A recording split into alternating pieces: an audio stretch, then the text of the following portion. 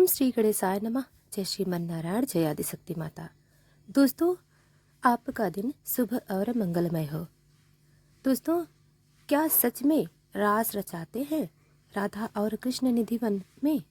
तो जानिए इसका रहस्य। आइए कथा को श्रवण करते हैं। निधि वन मथुरा शहर में भगवान श्री कृष्ण की नगरी वृंदावन में स्थित एक विशाल वन है, जिसमें असंख्य पेड़ हैं। धार्मिक ग्रंथों के अनुसार इसकी महत्ता बहुत पहले से है, जो भगवान कृष्ण के समय से जुड़ी हुई है।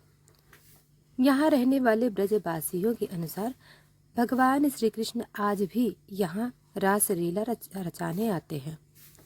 आपने भगवान श्री कृष्ण की गोपियों के साथ रास रचाने की कथाएं बहुत बार सुनी होंगी। तो यह वही स्थल है जब नन्हे कान्हा अपने बचपन में वृंदावन गोकुल की गलियों में बांसुरी बजाया करते थे और उसकी मधुर धुन सुनकर आसपास की गोपियां और राधा रानी दौड़ी दौड़ी चली आती थीं। इसलिए यह स्थल आज भी कृष्ण भक्तों के बीच अत्यधिक लोकप्रिय है। निधि वन में जो भी पेड़ हैं वे अपने आप में विचित्र हैं। सभी पेड़ों की शाखाएं सीधी ना होकर मुड़ी हुई हैं। सामान्यतः विश्व में सभी पेड़ों की शाखाएं नीचे से ऊपर की ओर जाती हैं, किंतु निधि वन में सभी पेड़ों की शाखाएं ऊपर से नीचे की ओर जाती हैं। यह चीज अपने आप में ही विचित्र है। ऐसी मान्यता है कि सूर्यास्त के बाद पेड़ों की यही शाखाएं गोपियों में परिवर्तित हो जाती हैं, जिनके साथ भगवान श्री कृष्ण रास लीला रचाते हैं।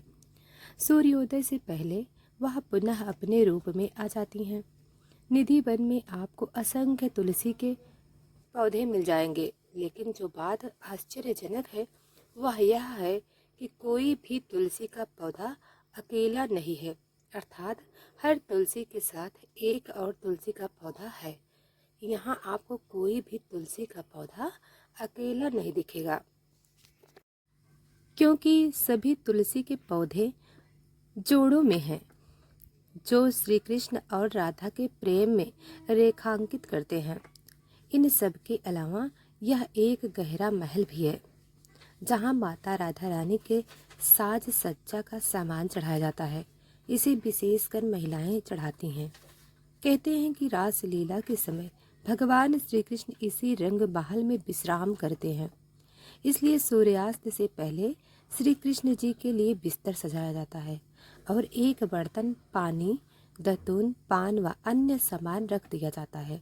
सुबह के समय जब रंग महल के द्वार खोले जाते हैं तो सब सामान इस्तेमाल किया हुआ होता है और बिस्तर पर भी सलवटें आई हुई होती हैं, जैसे कि इस पर कोई बैठा था। यहाँ आपको एक कुंड भी देखने को मिलेगा, जिससे ललिता कुंड के नाम से जाना जाता है। निधि वन भक्तों के लिए केवल दिन में खुला रहता है। सूर्योदय से पहले और सूर्यास्त के बाद यहाँ किसी को भी जाने नहीं दिया जाता।